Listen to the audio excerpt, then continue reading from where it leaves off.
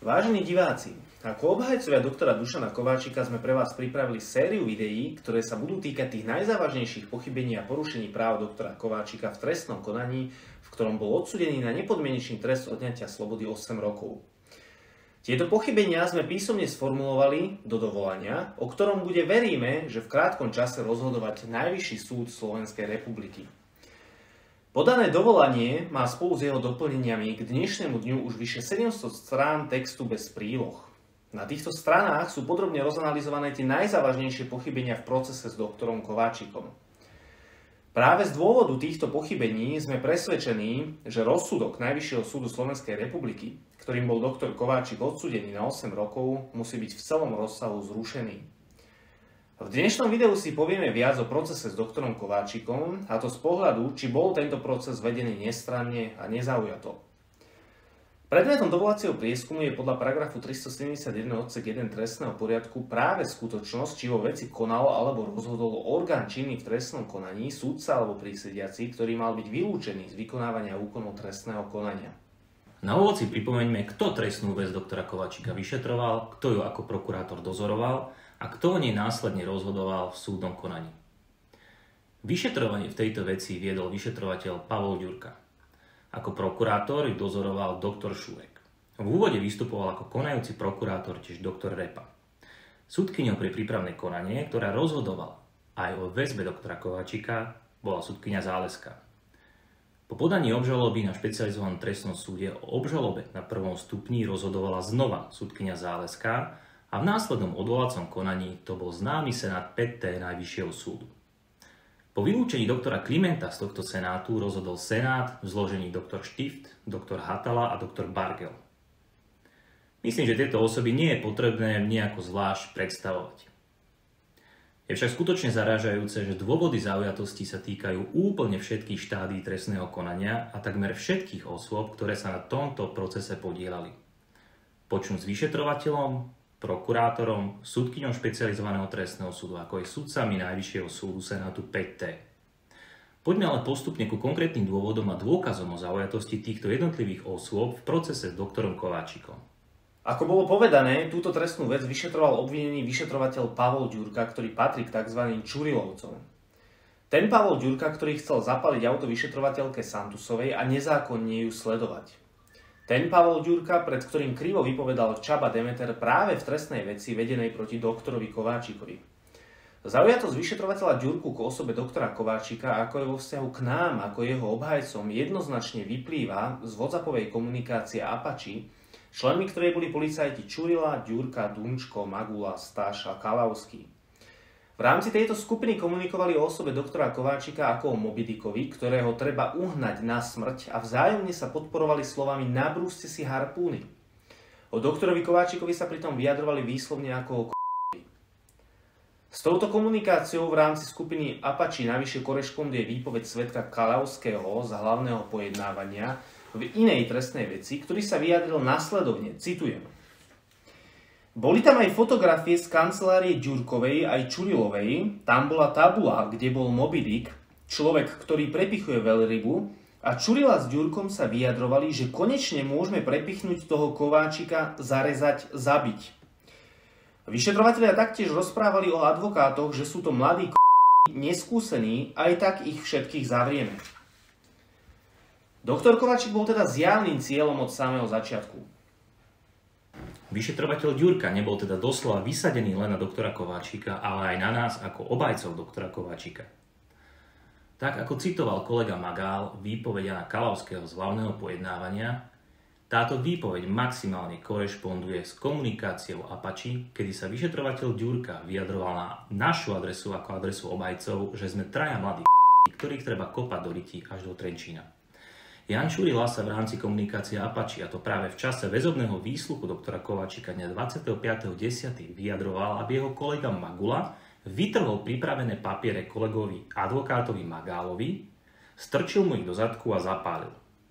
Všetky tieto skutočnosti vyplývajú zo zverejnenej komunikácie Apache, ktorá sa nachádza v mobilnom telefóne svedka Jana Kalavského, ktorý ho vydal na úrade inšpekčnej služby. Takto sa vyšetrovateľ Ďurka a jeho kolegovia vyjadrovali na adresu doktora Kováčika, ako aj na nás ako obhajcov. A to už na samotnom začiatku vyšetrovania v trestnej veci doktora Kováčika. Zaujatosť vyšetrovateľa Pavla Ďurku ďalej spočíva v skutočnosti, že v tomto konaní vyšetroval aj skutok tzv. Vynášania listín zo spisu údajnej prípravy vraždy jeho kolegu vyšetrovateľa Jána Čurilu. Tento skutok však vyšetroval vyšetrovateľ Ďurka ako dlhoročný kolega a práve priateľ spomínaného poškodeného vyšetrovateľa Čurilu. Ako tento skutok mohol vyšetrovať parťák, priateľ poškodeného Čurilu? Nejde v tomto prípade o pomer k prejednávanej veci, respektíve osobe poškodeného Jána Čurilu?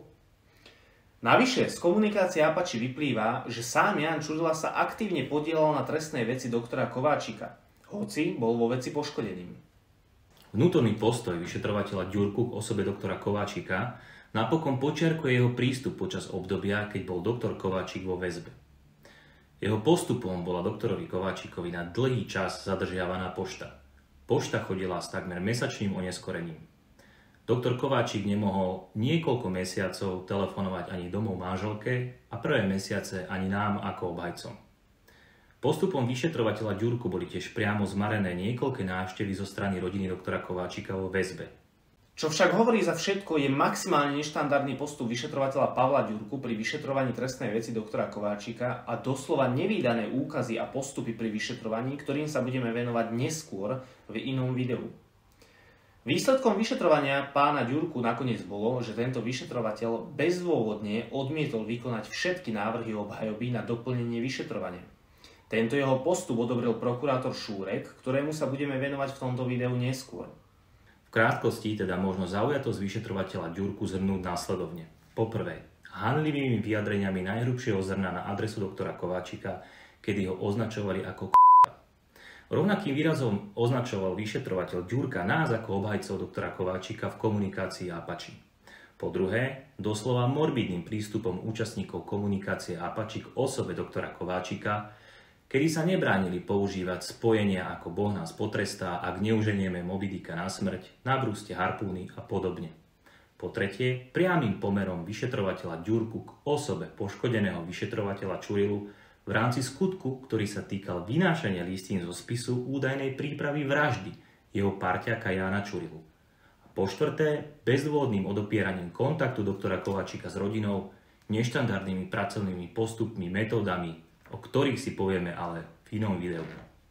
Dôvody zaujatosti vyšetrovateľa Pavla Ďurku sú podrobne rozpracované a podložené dôkazmi v podanom dovolaní.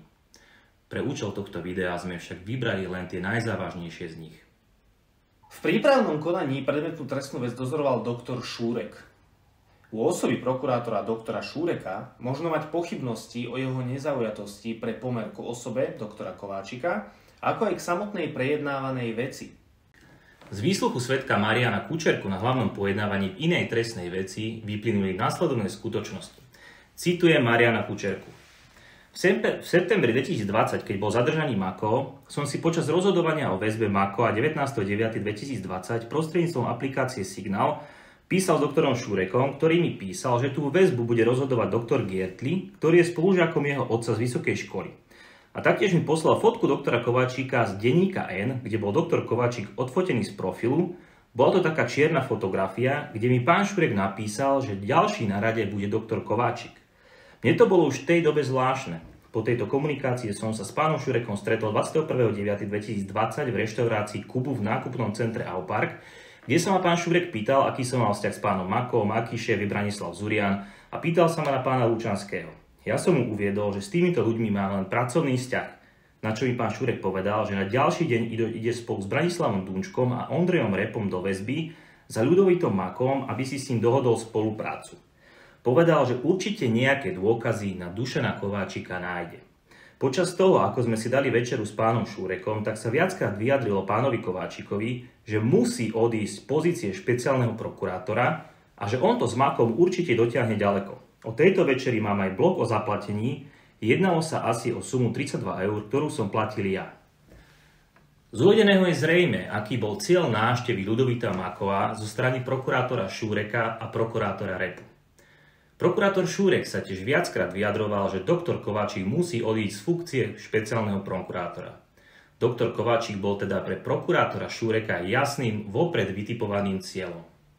Pre právnickú obec tiež uvádzame, že táto okolnosť má mimoriadnu relevanciu vo vzťahu k aplikácii článku 18 Dohovoru o ochrane základných ľudských práv a slobôd. Porušením článku 18 dohovoru sa však budeme komplexne venovať v inom videu. Zaujatosť prokurátora Šureka tiež spočíva v jeho priamom pomere k prejednávanej veci. Prokurátor Šurek v obžalobe proti doktorovi Kováčikovi časovo vymedzil údajnú činnosť doktora Kováčika pre skupinu Takáčovcov obdobím minimálne od leta roku 2017 a tento skutok časovo nijako od leta roku 2017 neohraničil. Je teda potrebné vychádzať z toho, že časové vymedzenie skutku trvalo až do zadržania doktora Kováčika dňa 22.10.2020. V tejto súvislosti zdôrazňujem, že doktor Michal Šurek ako dozorový prokurátor trestnej veci doktora Kováčika bol zároveň dozorovým prokurátorom v období do zadržania doktora Kováčika dňa 22.10.2020 aj v trestnej veci Takáčovcov. Skutok, ktorý sa kládol za vinu doktorovi Kováčikovi, mal spočívať aj v údajnom poskytovaní informácií o prebiehajúcich trestných konaniach na úrade špeciálnej prokuratúry, týkajúcich sa skupiny Takáčovcov v čase od leta 2017 do októbra 2020. Z ohľadom na túto skutočnosť sme doktora Šureka navrhli vypočuť ako svedka. Navrhli sme ho vypočuť z rovnakých dôvodov, z akých bol v procesnom postavení svedka vypočutý prokurátor úradu špeciálnej prokuratúry Michal Stanislav, ktorý trestnú vec skupiny Takáčovcov spočiatku dozoroval. Ako dozor konajúci prokurátor trestnej veci Takáčovcov mohol mať priame vedomosti o prejednávanej veci rovnako ako prokurátor Michal Stanislav.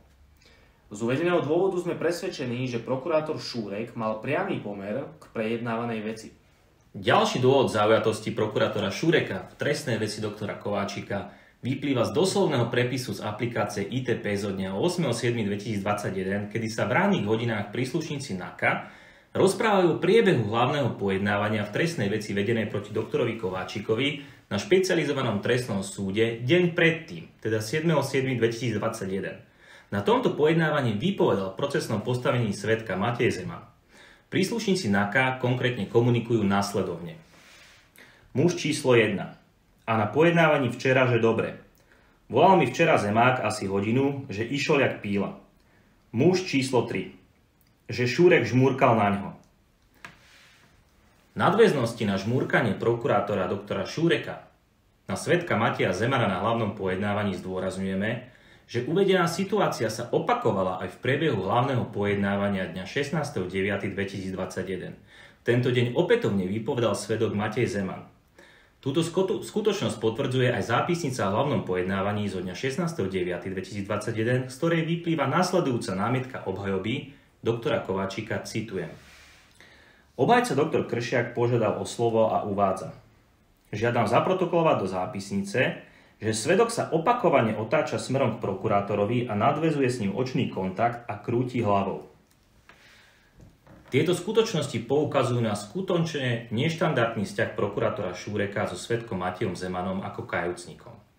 Prokurátor Šurek bol teda na hlavnom pojednávaní proti doktorovi Kováčikovi evidentne akousi morálnou podporou kajúcnikovi Matejovi Zemanovi. Sme presvedčení, že takéto vzájomné prejavy svedka s prokurátorom poukazujú na zjavnú absenciu nestrannosti u prokurátora Šureka a pomer k svedkovi Matejovi Zemanovi. V súvislosti s Matejom Zemanom tiež pripomíname, že tento bol prepustený z väzby ešte v ten istý deň, čo dňa 30.10.2020 vypovedal proti doktorovi Kováčikovi. Kajúcnik Matej Zeman bol prepustený priamo príkazom prokurátora Šureka, a to na samotnom začiatku vyšetrovania. Z takéhoto postupu je zrejmé, že doktor Šurek ako dozorový prokurátor už nemal a ani nemohol mať žiaden záujem preverovať tvrdenia kajúcnika Zemana počas vedenia vyšetrovania. Tento záver sa nakoniec potvrdil pri skončení vyšetrovania, kedy tak povediac požehnal odmietnutie všetkých dôkazov obhajoby, smerujúcich práve k prevereniu vierohodnosti kajúcnikov vrátane Mateja Zemana. Máme teda za to, že práve prepustením Mateja Zemana na samotnom začiatku vyšetrovania prokurátor Šurek deklaroval absenciu svojej nestrannosti ako dozorového prokurátora v ďalšom priebehu vyšetrovania.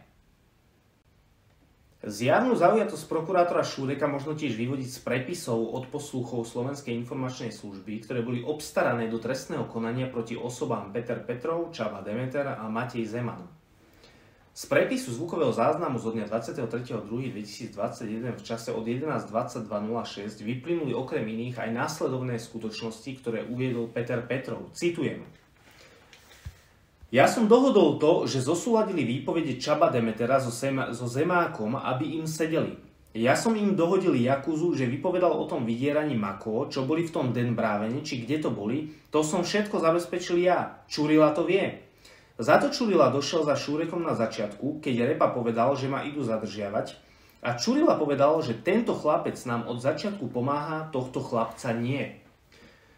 Z uvedeného prepisu zvukového záznamu vyplynulo, že doktor Šúrek mal mať vedomosť o tom, že svedok Peter Petrov v úvodzovkách pomáha orgánom činným v trestnom konaní. Inak povedané, zabezpečuje zosúľaďovanie výpovedí. Pripomínam, že svedok Peter Petrov skutočne následne nebol zo strany orgánov činných v trestnom konaní zadržaný. Takýto postup musel byť zo strany doktora Šúreka odobrený a svedkovi Petrovi Petrovovi bola postupom zo strany orgánov činných v trestnom konaní evidentne poskytnutá za jeho protiprávnu činnosť výhoda, nakoľko nebol zadržaný, aj napriek zákonným dôvodom na jeho zadržanie.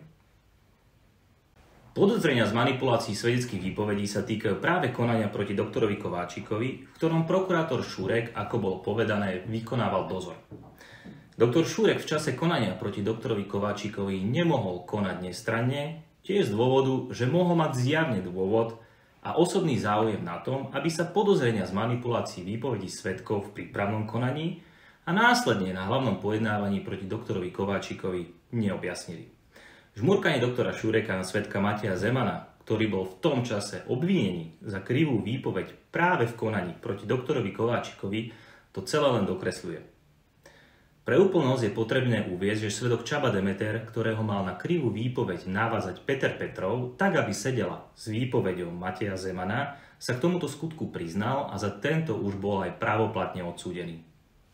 Po tom, čo došlo k obvineniu Petra Petrova, Csabu Demetera a Mateja Zemana z manipulácií so svedeckými výpovediami, začal svoju aktívnu mediálnu propagandu súčasný špeciálny prokurátor Daniel Lipšic. Už dňa 28.7.2021 sa Daniel Lipšic mediálne veľmi kriticky vyjadroval k dôkazom uvedeným v uznesení o vznesení obvinenia proti Petrovi Petrovovi, Csabovi Demeterovi a Matejovi Zemanovi. Obhajoval činnosť vyšetrovateľov NAKA a nepriamo tým obhajoval aj záujmy práve Petra Petrova a Mateja Zemana. Daniel Lipšic svoje mediálne vyjadrenia zameral na obranu vyšetrovateľov NAKA, ktorí vyšetrovali trestné veci označované ako Božie mlyny, očistec, Judáš a podobne. Pri svojich mediálnych vyjadreniach zhadzoval prácu úradu inšpekčnej služby a vyšetrovací tím úradu inšpekčnej služby označil za antitím. Jeho postoj k objasňovaniu podozrení z manipulácie svedeckých výpovedí v konaniach, ktoré dozoroval úrad špeciálnej prokuratúry pod jeho vedením, zjavne už v tom čase v lete 2021 dokazuje, že Daniel Lipšic stratil v tejto súvislosti náležitú nestrannosť. Z dôvodu zaujatosti špeciálneho prokurátora ako vedúceho prokurátora oprávneného riadiť a kontrolovať podriadených prokurátorov a v tej súvislosti vydávať záväzné príkazy a pokyny, bolo potrebné vylúčiť z konania aj všetkých prokurátorov UŠP vrátane doktora Šúreka. Nášmu návrhu na odňatie veci úradu špeciálnej prokuratúry však nebolo vyhovené. Zaujatosť celého úradu špeciálnej prokuratúry proti doktorovi Kováčikovi ako aj iným osobám napokon potvrdzuje a doslova ilustruje karikatúra, ktorú dostal na svoje 50. narodeniny Daniel Lipšic ako špeciálny prokurátor od kolektívu spolupracovníkov z úradu špeciálnej prokuratúry. Tento dar Daniel Lipšic bez výhrad prijal a mediálne tento dar od kolegov z úradu špeciálnej prokuratúry navyše obhajoval. Táto karikatúra znázorňuje Daniela Lipšica ako bojovníka s mečom, ktorý bojuje so sedemhlavým drakom. Odťatá hlava doktora Kováčika na karikatúre už leží na zemi a je navyše zašľapnutá o zem, práve Danielom Lipšicom. Vážení diváci, na obrazovke vidíte spomínanú karikatúru. Aký lepší dôkaz o zaujatosti celého úradu špeciálnej prokuratúry je ešte potrebný? Táto karikatúra odhaluje ďaleko viac, ako sa na prvý pohľad zdá. Táto karikatúra doslova šliape po samotnej podstate človeka a po jeho ľudskej dôstojnosti. Pripomíname, že práve ľudskú dôstojnosť majú všetci prokurátori zo zákona chrániť.